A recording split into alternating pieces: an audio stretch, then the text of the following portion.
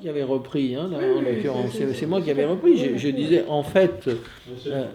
en fait, depuis longtemps, les sociétés contrôlent les corps au départ pour des intentions qui sont tout à fait louables. Hein. Les premières grandes mesures de médecine collective, d'hygiène et même d'eugénisme, hein, sont liées aux volontés d'améliorer la condition de la classe ouvrière qui vit dans des taudis, qui est sous-alimenté, qui tombe dans l'alcoolisme, etc. Et je dirais que ce contrôle des corps, il va jusqu'au contrôle des corps à travers les normes d'habitation. Je veux dire, quand on pense aux cités ouvrières, aux grands ensembles, Corbusier, le Modulor, etc., c'est un contrôle des corps à travers le mode d'habiter.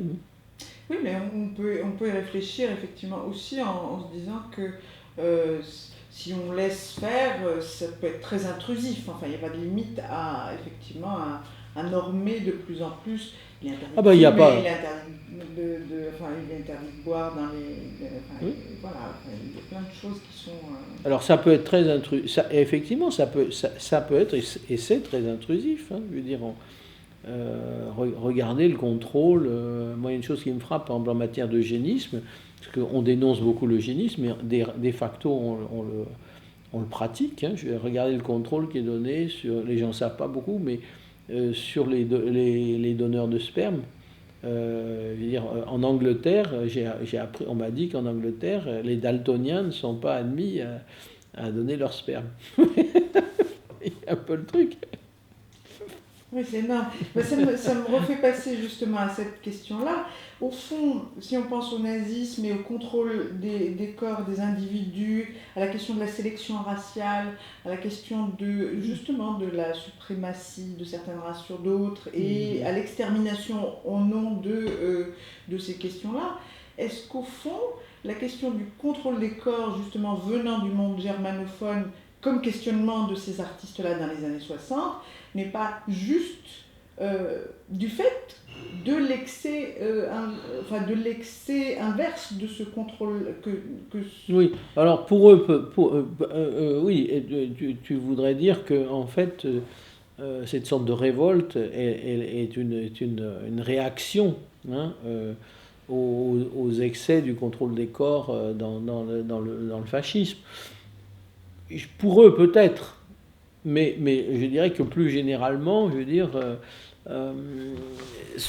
encore une fois, l'eugénisme nazi, c'est juste, c'est une forme d'eugénisme, c'est la forme la plus scandaleuse, mais que nos sociétés pratiquent depuis très longtemps l'eugénisme. Je veux dire, la lutte contre l'alcoolisme était destinée à éviter en particulier que des gens tarés par l'alcool se reproduisent, hein, je veux dire, des choses aussi bêtes. Et les projets eugénistes datent de bien avant le nazisme. Hein.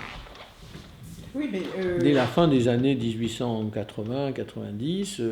C'est d'ailleurs, en fait, c'est arrivé en Europe dans ce qu'on appelle, sous la forme du darwinisme social, de Galton et de Wallace, je crois. Oui, mais leur mise en place à l'intérieur d'une société de façon aussi... Mais si, oui, mais alors c'est pas mis en place de manière brutale, mais c'est mis en place de manière très efficace à travers les ligues de vertu, les ligues anti-alcooliques, la réglementation sur les débits de boissons, etc., etc. Donc tu penses que le projet est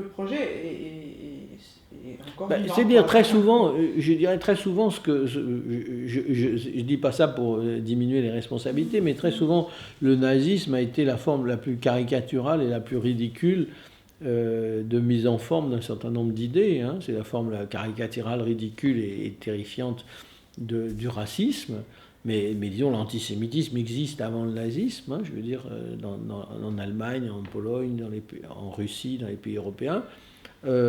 L'eugénisme, c'est un idéal je dirais, de santé sociale qui existe avant le nazisme.